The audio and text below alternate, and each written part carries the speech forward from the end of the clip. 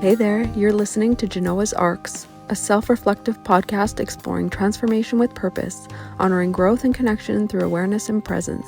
This is your host, Genoa K. Before we begin, a quick disclaimer. This episode contains reflections on trauma and emotional recovery. It is not intended as a substitute for professional advice. Please trust yourself and seek support as needed from a licensed mental health or healthcare provider. The views expressed are those of the host and do not necessarily reflect those of any guests, sponsors, or platform providers. Welcome to Arc 2, Passage into the Mountain, Beyond the Surface. We don't bypass, we don't perform, we spiral inward. This is episode 9 of Arc 2. On this episode, we're talking about something that quietly shapes our spiral, often without fanfare. Witnesses. Not fixers, not teachers, not people who attempt to hand you the answers, just people who stand beside you, or even cross your path briefly, and see you. They reflect truth when your own mirror fogs up. They hold space without filling it.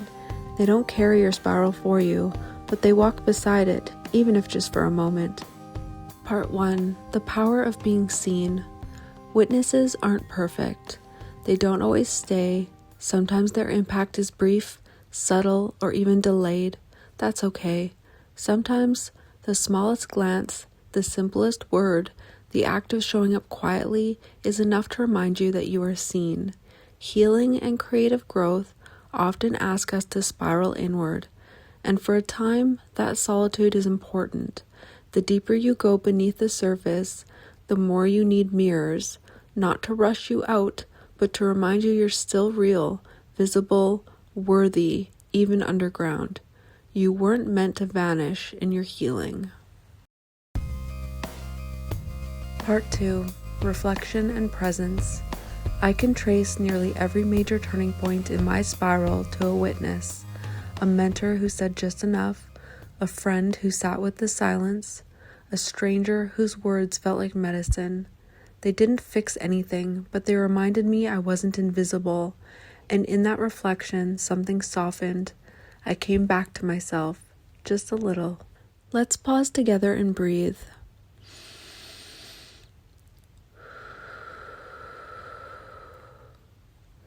Ask yourself, who has witnessed me in my spiral? Who have I witnessed? Witnessing isn't about performing care. It isn't about having all the answers. It's about presence. Showing up, even briefly, can ripple far beyond the moment. Sometimes we can forget.